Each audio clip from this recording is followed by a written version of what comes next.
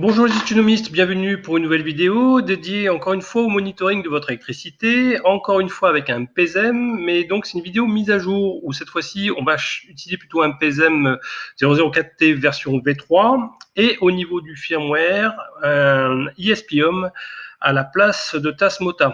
Alors, on va lister un peu les avantages et les inconvénients d'un point de vue de cette nouvelle version V3 de la carte PESEM et également le passage de Tasmota à ESP-HOM. Alors, j'ai fait une liste à peu près non exhaustive. Alors, d'un point de vue électronique, cette carte V3, bon, c'est au niveau prix, c'est exactement la même chose. Vous pouvez toujours retrouver avec l'anneau, ça veut dire que vous allez devoir démonter la cosse pour pouvoir insérer votre fil de phase, ou alors en version pince, donc c'est plus pratique pour intervenir sur le tableau, à mon avis. Alors, les avantages de la V3 par rapport à la V2, d'abord, la nouvelle puce permet d'aller récupérer les mesures d'une façon plus rapide, jusqu'à 1 seconde, donc on échantillonne plus fort, alors qu'avec Tasmota, on ne pouvait pas déjà nativement descendre sous les 10 secondes. Et en plus, si vous modifiez le firmware en changeant une petite ligne, en dessous de 7-8 secondes, ça devenait instable avec la V2. Avantage de la V3, c'est que vous pouvez récupérer la fréquence du secteur, d'accord, donc du 50 Hz, c'est aussi les variations autour du 50 Hz. Ça permet également, parce qu'avec cette V3, le protocole de communication a été changé. C'est toujours d'un point de vue branchement électronique sur un port série, mais cette fois-ci, c'est le protocole de communication qui est un protocole Modbus. Et celui-ci permet de gérer les maîtres esclaves. Ça veut dire qu'en pratique, vous pouvez mettre sur le même port série plusieurs PSM, en parallèle, et ce qui permet de faire une application triphasée. Alors voici par exemple un petit montage d'une telle application où vous avez par exemple l'ESP d'un côté et ici 3 PSM, d'accord. Et la seule différence, c'est qu'il faudra mettre une diode de non-retour sur la pin TX de chacun d'eux. Et sur le dernier en bout de bus, on va dire, eh ben, c'est une résistance ici de tirage. Enfin, le PSM V3 marche directement en 3.3, plus besoin d'aller souder la petite puce derrière le V2 comme je vous avais montré. Alors ça, c'est pour un point de vue électronique et d'un point de vue firmware à implémenter sur votre ESP, eh ben, c'est que ESP-HOM a un protocole de communication, en tout cas d'échange avec Home Assistant, qui je trouve beaucoup plus robuste que le protocole du MQTT, où la notion de qualité de service des fois peut jouer, et des fois vous perdez la connexion avec le broker MQTT de temps en temps, donc même si ça s'est amélioré avec les dernières versions de Tasmota, ça peut arriver. Alors qu'avec ESP-HOM, c'est vraiment stable au niveau de communication et donc c'est plus robuste. En fonction du RSSI, ça veut dire que vous éloignez un petit peu plus vos ESP tout en garantissant la même qualité de service. Alors l'intégration est directe sous Home Assistant. Dès que vous flashez votre firmware sur votre ESP, vous allez voir dès qu'il apparaîtra en ligne, eh bien, vous allez voir une intégration qui va apparaître dans Home Assistant avec toutes vos données de capteurs, puissance active, facteur de puissance, etc., tension, ampérage, etc. Et donc, il n'y aura pas besoin d'aller modifier ou d'aller définir ces capteurs-là, les capteurs MQTT dans votre fichier sensors.yam. Enfin, une chose intéressante, c'est qu'on va pouvoir directement intégrer sur le microcontrôleur local à l'ESP la notion de consommation du jour, consommation de la veille, donc en variable volatile à l'intérieur de l'ESP, et non plus au travers d'une automatisation dans l'assistant, comme je vous avais montré, comme nécessité par exemple Tasmota. Et autre gros avantage, c'est que ESP-HOM fonctionne aussi bien sur des puces ESP32, évidemment, ou ESP8266. Ça veut dire que si vous reste sous la main qu'un ESP8266, vous pouvez appliquer ce que je vais vous montrer après pour la configuration d'ESP-HOM. Alors, les petits inconvénients d'ESP-HOM, ça veut dire que la configuration passe par un fichier de configuration, non plus une interface web, comme c'était le cas avec Tasmota. Donc, c'est un petit peu plus difficile, un peu plus long, mais pas vraiment beaucoup plus. Et aussi, c'est que la partie exportation des puissances réactives en volt-ampère R et puissance apparente, il faudra le calculer, d'accord, alors que c'était directement implémenté dans Tasmota. Donc ça, c'est un peu les avantages. Donc c'est toujours un montage qui va vous coûter une quinzaine d'euros et une meilleure intégration dans Home Assistant. Donc maintenant, on va passer un peu au câblage et puis à l'intégration de ESP-HOM. Donc nous voici sur la partie électronique, voici un PSM V3. Alors vous pouvez le reconnaître, d'abord c'est marqué tout en bas, et puis il n'y a pas le bouton comme sur la version V2. Au niveau des branchements, c'est toujours un peu la même chose. Vous avez un bornier en JST XH, si je ne me trompe pas, 4 positions, 4 pins. D'accord, donc vous allez devoir brancher directement ces genres de câbles avec le connecteur associé. Et puis sur la droite ici, vous avez sur les borniers du haut, les deux, la mesure de la tension 220 volts.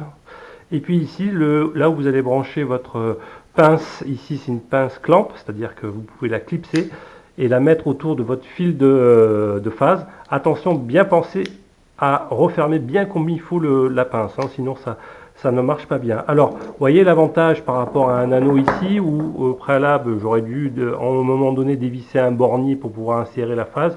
Ici, ben, je peux l'insérer sans aucun souci. Donc, au niveau manipulation dans votre tableau électrique, eh ben, ça se passe beaucoup mieux. Toujours ne prendre qu'un seul fil, ne prenez pas à la fois par exemple votre fil de phase et de neutre, puisque ça va s'annuler à cause de l'alternance du courant alternatif. D'accord. Donc vous voyez l'avantage d'une clampe, d'une pince par rapport à un anneau, c'est beaucoup plus simple, vous fermez et vous êtes prêt à lire les valeurs. D'accord. Alors, ce PSM V3, vous allez donc brancher 220 volts sur un disjoncteur quelque part pour lire votre tension. Et voilà. Et là, au niveau de la pince ampérimétrique, vous allez récupérer votre courant, donc on sera capable de faire le produit des deux, calculer le facteur de puissance. Alors voici au niveau de SP, moi j'aime bien directement souder sur les pins, la partie du dessus des pins, les fils, comme ça m'embête pas trop. Et donc ici j'ai deux connecteurs, donc le premier pour le PSM, donc vous allez, donc c'est un GST XH 4 positions que vous allez plugger comme ça, d'accord. Donc au niveau des codes de couleur, vous avez du haut, on va dire, quand vous avez votre connecteur XH sur la gauche, du haut vous avez votre tension, ici vous avez votre fil jaune qui est le RX du PSM et donc le TX de votre ESP, le fil vert qui est le TX du PSM et donc le RX de l'ESP, et enfin le fil de masse. Alors vous voyez ici également un autre connecteur câble cerveau parce que je vais dans mon tableau, j'utilise une sonde de température qui est une DHT 22, donc je vais la connecter également à l'ESP, donc j'ai récupéré à la fois le 3,3 volts pour le PSM et pour ma sonde de température, le grand aussi commun. Et vous voyez ici sur les pins GPIO 1 et 3 qui est le port série naturelle dans un ESP, ça sera pour récupérer les informations du PSM. Et ici, la dernière pin complètement extrême, je crois que c'est la 23, ça sera pour ma sonde de température DHT 22. Donc rien de très compliqué au niveau des câblages. Alors, je le répète, vous allez devoir travailler sur votre tableau électrique. Ça va être une opération dangereuse. Je ne porte en aucun cas la responsabilité d'un accident. Vous devez impérativement couper votre secteur et même secteur coupé, vérifier avec un voltmètre, avec une pince, qu'il n'y a vraiment aucun courant. D'accord? Parce que vous allez brancher ça sur votre câble d'entrée de votre réseau, généralement du 16 mm². Ça peut être mortel, tout simplement. D'accord? Donc je n'engage aucunement ma responsabilité si vous faites respectez pas ces règles de sécurité. Donc maintenant, on va se voir dans la partie ESP Home, quel programme on va envoyer dans cette ESP pour pouvoir les piloter le PSM et cette sonde de température DHT 22. Alors nous voici de nouveau dans Assistant et petite information, la version que je vais utiliser d'ESP Home est la toute dernière, c'est-à-dire en version développement. Ça veut dire qu'elle est pour récupérer par exemple ce qu'on appelle l'énergie, le paramètre énergie, elle n'est pas encore implémentée dans la version stable. Et c'est pour ça que moi j'utilise plutôt la version développement, donc vous voyez marqué un dev. Donc préférez celle-ci si vous voulez complètement faire tout ce que je vais vous montrer. De toute façon, dans quelques jours, je pense que les dernières modifications vont être intégrées dans la version stable et ça sera un faux problème au moment peut-être où vous allez voir cette vidéo. Alors, on va faire un petit tour dans ESP Home, comme d'habitude, et je vais créer un nouveau modèle ici. Donc, je vais vous montrer un peu ce qui va se passer. Et qu'est-ce que je vois? J'ai la configuration un peu de ma carte. Alors, c'est un ESP32 WRoom 32, ce que vous trouvez traditionnellement chez les suppliers chinois ou sur Amazon, notamment chez AZ Delivery. Alors, vous avez un peu, voilà, c'est un WRoom 32. Alors, il est un peu capricieux, notamment au niveau des boots, mais bon, il fait le job. Et vous allez voir que je récupère le 3.3 hein, pour le PZM et pour le DHT22, le 3.3 et la masse ici, comme vous avez vu sur le montage sur la table. Et la connexion série se fait par la pin GPIO 01 et GPIO 3, donc qui sont le TX et RX respectivement pour l'UART 0. Et enfin, la partie data de la DHT22, je vais la mettre sur la GPIO 23. D'accord. Donc, on va voir ça au niveau du fichier de configuration, ESP-HOME. D'accord. Donc, ici, la configuration, c'est bien une ESP32 dev, ça marche très bien pour un WROOM 32. Les mots de passe identifiants de votre Wi-Fi en mode STA, d'accord. Et ici, je vais configurer un premier objet qui est le port série, d'accord. Donc là, je branche qu'un PZM, mais de toute façon, quoi qu'il arrive, même en triphasé, vous n'aurez qu'un seul port série. Donc, je lui donne un petit nom. C'est un nom identifiant pour ESP-HOME. Il s'appelle UBus1 pour UART bus 1. Et les pins, vous reconnaissez bien, la pin TX est en GPIO 1 et la pin RX en GPIO 3. Le débit, enfin, le débit symbole, donc 9600 baux. Et enfin, stop bit 2. Alors ça, c'est assez important pour bien récupérer les informations. Il y a une histoire de bit stop au niveau du protocole PZM pour bien que ça fonctionne bien. On va mettre une plateforme time, ça c'est pour aller justement à minuit ou à l'heure que vous voulez, aller recopier la consommation du jour dans la celle de la veille. Donc c'est pour faire B égale A en fait entre guillemets. Donc on a besoin d'une plateforme time et en particulier sur le trigger, c'est-à-dire sur un élément de déclenchement qui est du temps, à un temps qui vous est personnel. Moi ça sera 23h59 et 59 minutes et 59 secondes. Alors qu'est-ce que je dis? Je dis que la valeur de la consommation de la veille, c'est égal à celle du jour. Donc, je fais B égale A, rien autrement dit. Je vais maintenant définir la partie sensor. Donc, ça va être la plus longue. Je vais de suite éliminer la partie capteur de température et d'humidité, donc le DHT22. Donc, vous commencez par un plateforme DHT. Il faut préciser le modèle de DHT parce que vous avez le DHT11, DHT22. Donc, dans modèle, vous mettez DHT22 si vous avez une DHT22. Et la pin, dans le champ pin, vous mettez la GPIO dans laquelle et la partie de data va être connectée. Pour moi, GPIO 23. Vous récupérez les deux informations, à savoir température, d'accord, et puis le nom ESP-HOME de ce capteur. Donc ici, tableau underscore température. Pareil pour l'humidité, un deuxième champ, tableau underscore humidité. Les fréquences d'échantillonnage, moi je veux récupérer cette information toutes les 5 secondes. Alors c'est peut-être trop rapide, vous pouvez mettre 10 ou 15 secondes, c'est comme vous voulez. Bon, on va commencer les choses sérieuses. C'est la partie PZM. Alors, si on va sur ESP-HOME, alors vous voyez, là, mon adresse commence par next parce que ce sont les éléments qui sont intégrés dans la version développement, d'accord, next.esp-home. Et si vous voyez dans la partie capteur, vous voyez apparaître deux PZM. Donc, vous avez le PZM 004T qui est la version V2, ici, et le PZM AC qui est la version V3. Donc, c'est celle-ci qu'il faudra utiliser. Donc, quand vous cliquez dessus, vous avez tous les éléments. Et ce qui a été rajouté, notamment, c'est la nouveauté, c'est l'énergie. Alors, retournons dans Home Assistant ESP-HOME pour continuer. Donc, on choisit bien la plateforme PZM AC qui correspond à la version V3 de votre PZM 004T.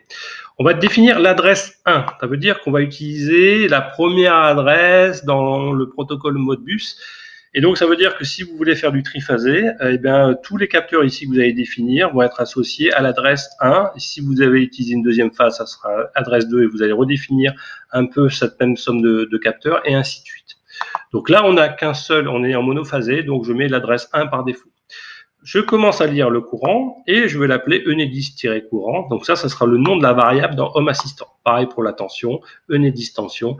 La puissance, donc ce qui s'exprime en watts par heure, d'accord. Et ici, je vais lui mettre pour cette information une ID. Attention, cette ID, c'est une information propre à ESP-HOME. Ça va permettre son intégration pour calculer la puissance consommée du jour. Donc ça s'appelle Enedis puissance.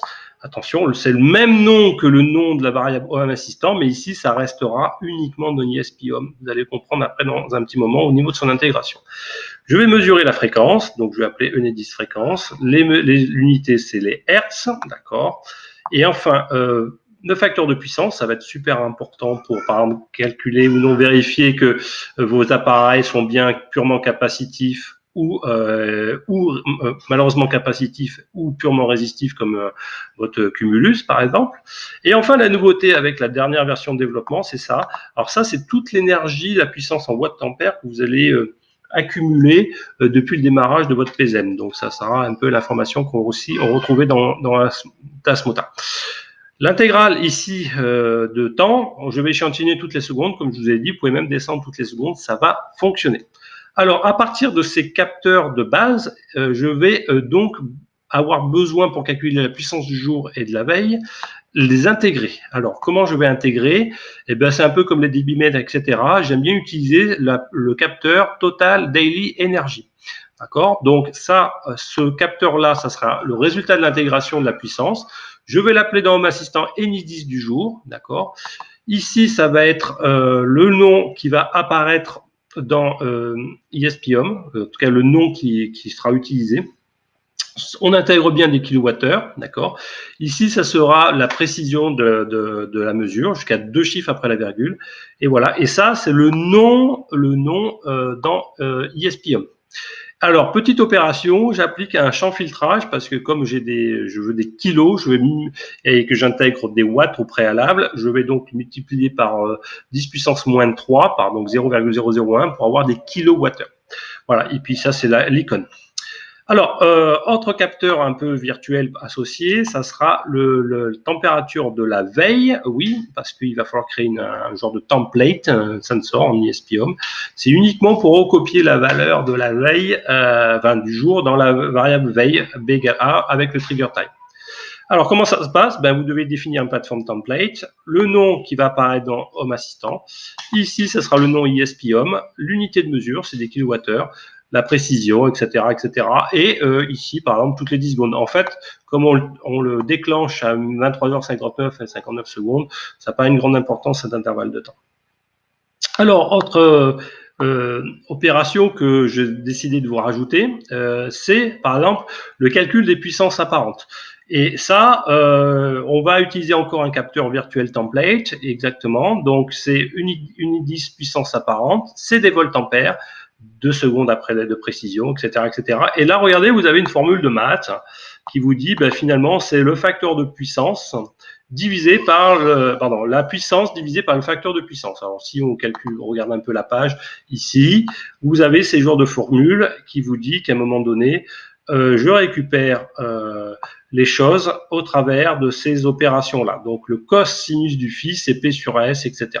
Donc, vous avez ces opérations et ce qui permet de récupérer la puissance en VA. Le capteur template suivant, ça va être pour récupérer la puissance réactive. Là encore, je me suis inspiré de la page de Wikipédia, mais je ne suis pas sûr que ça fonctionne bien, donc il va falloir utiliser des arcosinus ici, comme vous voyez, et des sinus, d'accord, pour réinverser la formule. Je la mets au conditionnel, je ne suis pas sûr que ça fonctionne bien, mais ou sinon, je donnerai dans tous les cas la version mise à jour dans le descriptif de cette vidéo, si j'arrive à trouver un correctif. Alors, j'aime bien rajouter la puissance du Wi-Fi, le RSSI de votre ESP, pour savoir si vous êtes en limite de portée. Ça se passe au travers de la plateforme Wi-Fi Signal. Donc, ici, je l'ai rafraîchi toutes les 10 secondes. Ici, je vais définir la plateforme Uptime qui vous dit depuis combien de temps exprimé en secondes votre ESP a démarré. Alors, cette valeur en secondes n'est pas très explicite, surtout si vous restez des jours et des jours à actualiser. C'est pour ça qu'un peu plus loin, vous allez voir un text sensor qui permet de convertir ça en jours, minutes, etc., etc. Je définis, alors là, je viens de finir le champ sensor. Je vais démarrer un switch, le champ switch, dans lequel ça permet d'afficher dans Home Assistant la possibilité de redémarrer le ESP à distance, donc toujours pratique si en cas de bug éventuellement. Un champ binary sensor qui permet d'afficher une lumière dans Home Assistant pour savoir si votre ESP est démarré ou non. D'accord, c'est un binary sensor, c'est le on-off. Et enfin, le fameux text sensor qui va convertir les informations données en secondes ici, en jours, secondes, minutes, heures, etc. D'accord, donc là, vous êtes prêt à compiler la première fois. Alors, une fois que vous avez fait ça, vous fermez, et si c'est la première fois, vous devez cliquer sur les 3 points et cliquer sur compile.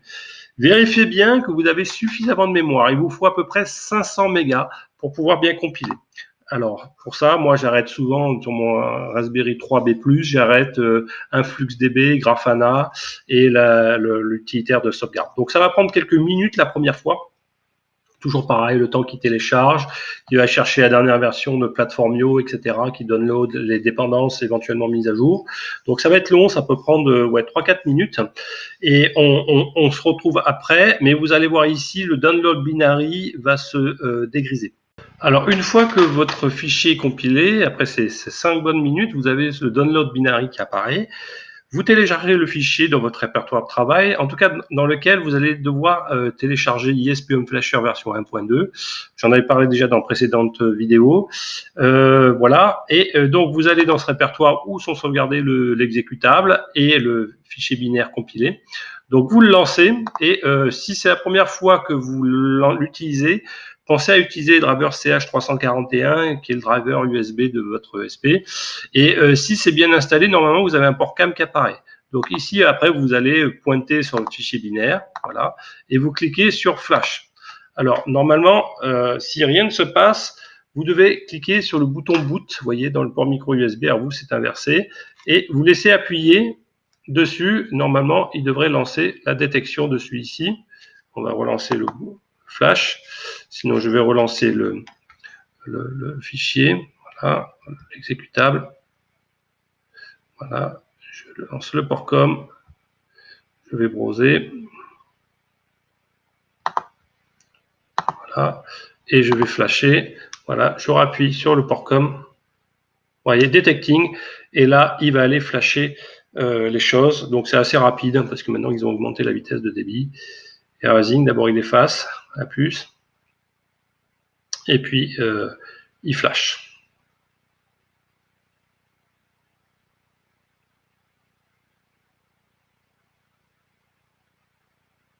Alors faites-le la première fois sans le connecteur PSM installé. Après, vous allez pouvoir flasher au OTA sans aucun souci. Merci ISP Home. Donc là, il n'y a rien qui apparaît, ce qui est normal, ça prend un petit moment pour redémarrer le SP. Surtout si vous avez un WRoom 32, c'est un peu délicat. Donc une fois que vous avez téléchargé via ISP Home Flasher le firmware la première fois, au bout d'un moment, en branchant le micro USB, vous allez voir la diode verte, ça veut dire qu'il est en ligne, si vous avez bien configuré vos paramètres réseau, évidemment. Et la nouveauté aussi, c'est que vous allez avoir une notification ici qui va vous dire je viens de découvrir une nouvelle intégration ISP Home. Donc ça, c'est l'avantage d'ISP Home, c'est que l'intégration d'Home Assistant est directe. Donc vous cliquez dessus, par exemple, et vous voyez ici, vous vérifiez, oui, j'ai découvert un nouvel objet ISP Home. Et là, vous allez voir, par exemple, que vous allez avoir un truc qui s'appelle PSM, donc c'est qu'il va être, il va être en dessous. Alors voilà, ici, il est là-haut, donc vous pouvez le configurer. Et voulez-vous l'intégrer à Home Assistant? Oui, je vais l'intégrer à Home Assistant. Et dans ce cas-là, toute l'intégration de tous les capteurs associés va être faite automatiquement. Donc voilà, une niche, et vous allez retrouver ici votre PSM, là, qui est là. Alors pour l'instant, il ne sort pas de valeur parce que je ne l'ai pas branché dans le tableau, mais vous avez toutes les informations inédites, nanana, nanana, nanana, nanana. Donc il vous propose par défaut, est-ce que vous voulez intégrer ce tableau-là à to Lovelace? Moi je vous le conseille de le faire plutôt à la main, mais en tout cas vous avez tous les paramètres qui vont bien. D'accord, donc vous êtes prêt à les connecter sur votre tableau, hein, les choses. Donc encore une fois, faites très attention, vous jouez avec, entre guillemets, avec l'électricité. Donc c'est évidemment pas un jeu, et vous risquez votre vie. Donc éteignez bien le compteur, le disjoncteur principal avant toute intervention au tableau. Privilégiez la version pince, d'accord, c'est ce qui permet d'éviter de dévisser au bornier la phase, en tout cas, de votre 16 carré, par exemple. Voilà. Et sinon, ça ressemble exactement comme la manipulation dans le tableau de ma vidéo sur le PSM 004T avec Tasmota, donc je crois que c'est la vidéo numéro 5, donc qui va se trouver par exemple là, en lien, d'accord, c'est exactement la même chose. Et vous allez intégrer ça super facilement sous forme d'entité dans l'overview ici, par exemple ici. Donc voici mon tableau, vous voyez la pince en périmétrique ici, sur la face évidemment tout est coupé, et vous voyez donc rattaché au PSM, je l'ai mis en sandwich pour bien me protéger, voilà, qu'il n'y ait aucun contact avec quoi que ce soit d'autre, et puis la sonde DHT22 et le PSM au milieu. Voilà, donc je suis prêt à le mettre derrière le cache tranquillement, et puis Donc faites encore une fois très attention, vérifiez qu'il n'y a aucun contact, serrez bien les cosses. Donc voilà, donc c'est une vidéo un peu différente et ça veut dire que je migre petit à petit tous mes capteurs qui étaient en Tasmota en ISP Home, que je trouve plus facile après pour la gestion de Home Assistant. Je vous dis à bientôt pour une prochaine vidéo.